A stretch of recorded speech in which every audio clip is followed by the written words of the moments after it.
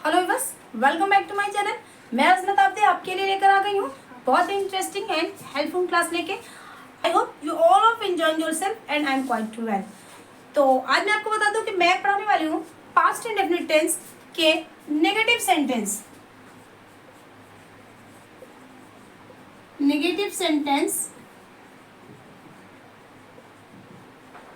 जिन्हें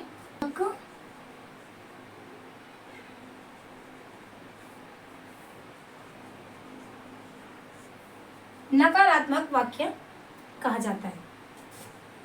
तो इनमें जैसे कि आप जानते हैं कि नकारात्मक जो होते हैं नेगेटिव, उनमें कहीं ना कहीं आपको नहीं, नो ज़रूर मिल जाता है। नो, नेवर, नहीं, ये ज़रूर आपको मिल जाता है। तो इसका स्ट्रक्चर होता है, इसमें एक ये कमाल की बात होती है कि सिंगुलर एंड प्लूरल दोनों के लिए आपको एक ही हेल्पिंग वर्ब का यूज़ करना है, वो है डिड। सिंगुलर एंड प्लूरल दोनों की हेल्पिंग वर्ब सेम होती है।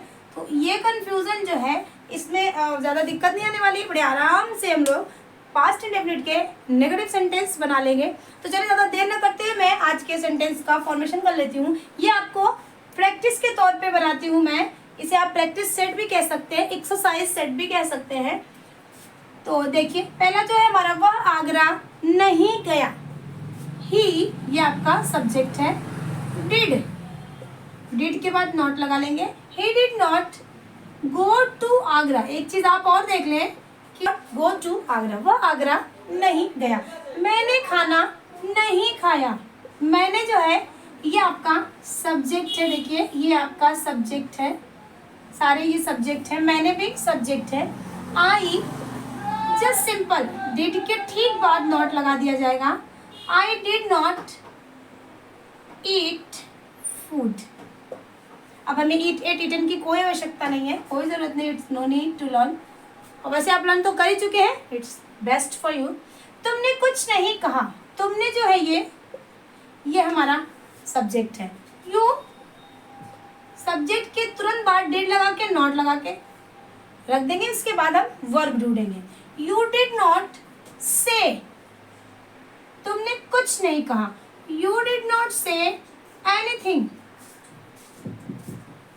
You did not say anything.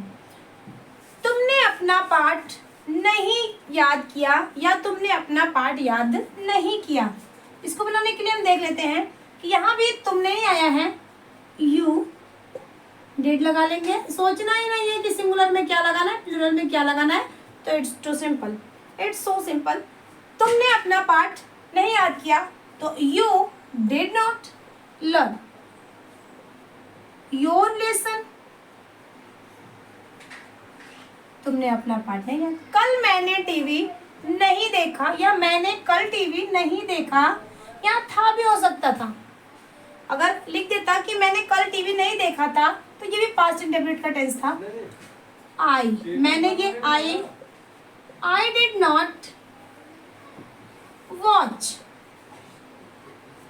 I did not watch TV. अब यहाँ देखिए ये जो कल है वो बीता हुआ होता है सदैव। आपको हमेशा मैंने बताया कि जब पास्ट इंडेफिनिट का जो कल होता है वो बीता हुआ होता है। नहीं बताया। तुमने जो है ये आपका सब्जेक्ट होगा। You did not tell us anything. तुमने हमें कुछ नहीं बताया, एनीथिंग कुछ भी। अगला जो हमारा सेंटेंस है, राजेश ने परीक्षा की तैयारी नहीं की। तो राजेश हमारा सब्जेक्ट हो गया। राजेश बहुत आसानी से डिड नॉट नेगेटिव है तो डिड नॉट तुरंत लगा देंगे। राजेश डिड नॉट, पढ़ाई के लिए, परीक्षा की तैयारी के लिए हम लोग स्टडी लगा लेते हैं। Study for exam. Rajesh did not study for exam. Rajesh ने परीक्षा के लिए तैयारी नहीं की। मैंने कल उसे फ़ोन नहीं किया या मैंने कल उसे फ़ोन नहीं किया था। ऐसे भी हो सकता था। मैंने यानी आई, इट्स अ सब्जेक्ट। आई बड़ी आसानी से डिड नॉट लगा लेंगे, no any confusion. I did not call उसे हिम। कल की बात हो रही, यानी ये जो कल है ये बीता हुआ कल है, yesterday. I did not call him yesterday, कल। मैं पिछले साल कश्मीर नहीं गया, मैं यहाँ भी आई है, I did not go to. बड़ा आसान ये है कि आपको सिंगुलर प्लूरल दोनों के साथ डिड लगाना है और वर्ब की फर्स्ट फॉर्म पुट करनी है, बिल्कुल आसानी से। I did not go to, कहाँ जा रहे थे? Kashmir. I did not go to Kashmir पिछले साल, यानी लास्ट ईयर। आगे देख लेते हैं, आसमान में तारे नहीं चमके।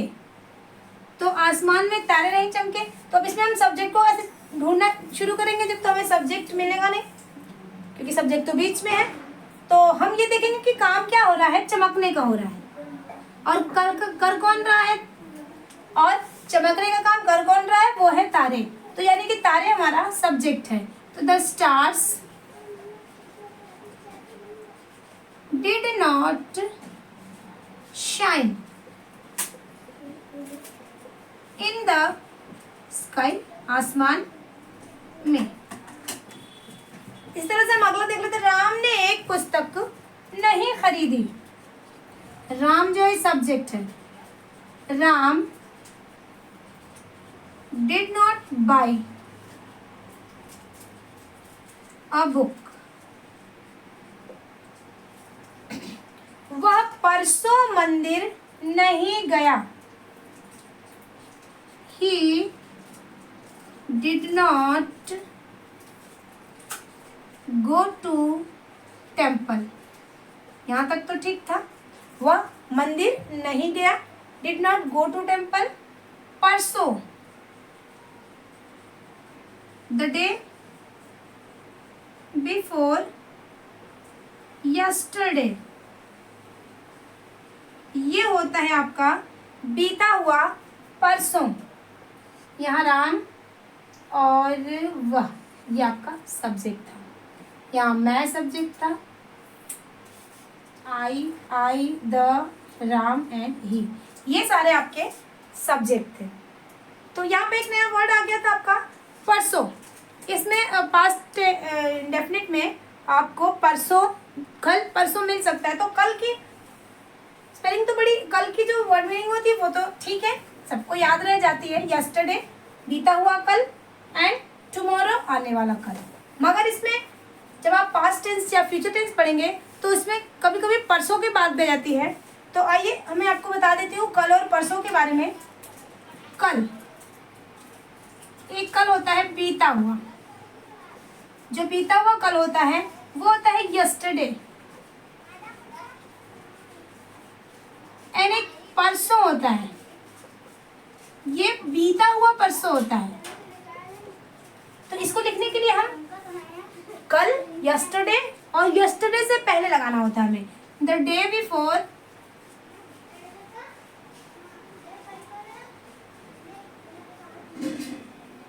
यस्टरडे। हम ऐसे समझने के लिए ऐसे समझ सकते हैं कि जैसे आज है टुडे, यस्टरडे कल है, परसों जो है वो कल के पहले था, तो वो दिन जो कल से पहले आया, the day before yesterday, before माने पहले होता है, वो दिन जो कल से पहले, बीते हुए कल से पहले आया, यानी परसों। ऐसे वर्ड मीनिंग के तौर पे आप याद कर लें, द डे बिफोर यस्टरडे। अगला जो है आपका कल, एक और कल होता है, ये होता है टुमारो, या इसको पहले मैं हिंदी लिख देती हूँ, आने वाला, आने वाला कल यानी टुमारो। एक और परसों आ गया, यानी आने वाला परसों।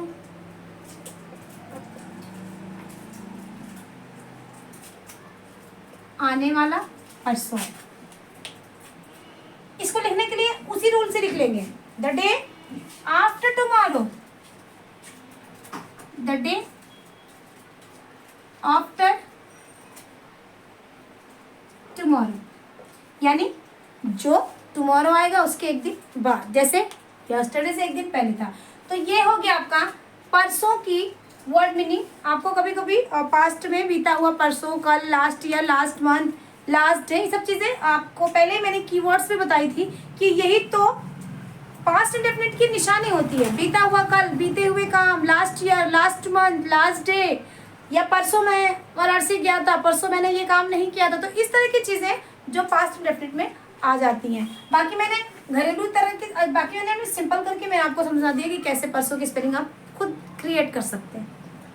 तो ये थी आपकी पास्ट इंडेफिनिट के नेगेटिव सेंटेंस की क्लास। उम्मीद है कि ये क्लास आपके लिए बड़ी हेल्पफुल रही होगी।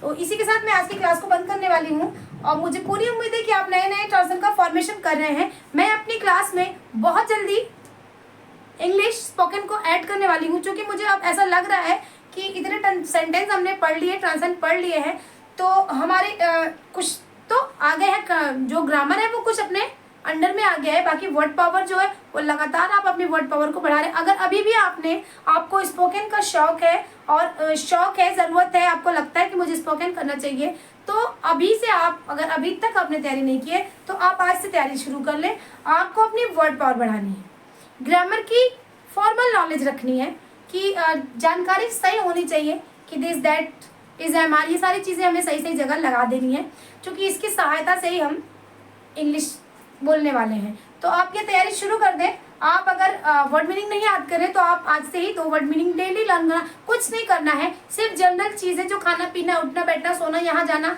वहाँ जाना, ये लाना वो लाना, देर से सो जाना, देर से घर आना, जल्दी उठ जाना, तो ये सारी चीज़ों की वर्ड मीनिंग आप लर्न करें। यही चीज़ें तो होती, स्पोकन जो होती है उसमें कोई अलग अलग से नए नए सेंटेंस बनाने नहीं होते हैं। उसमें जो आप डेली काम कर रहे हो वही काम को आपको इंग्लिश में कन्वर्ट कर देना है, ट्रांसलेट कर देना है। और बिल्कुल ट्रांसलेट भी मैं नहीं कहूँगी कि ट्रांसलेट तो ग्रामर में होता है, स्पोकन में तो चीज़ों को आप समझा दें। आगे सामने वाला अगर आपकी बात को सही समझ गया और आपने आगे वाले की बात समझ ली तो स्पोकन कंप्लीट है। तो स्पोकन में बहुत ज़्यादा मेहनत होने वाली नहीं है। एक ही चीज़ मैं बार बार कहती हूँ कि आपकी वर्ड पावर, एंड एक जो चीज़ लगने वाली है वो कॉन्फिडेंस। आपको अपने अंदर कॉन्फिडेंस लाना होगा और कॉन्फिडेंस के लिए आपको वर्ड पावर सबसे ज़्यादा हेल्प करेगा। तो चलें, आज की क्लास बस इतनी ही। थैंक्स फॉर वॉचिंग, मिलते हैं अगली क्लास में, बाय बाय।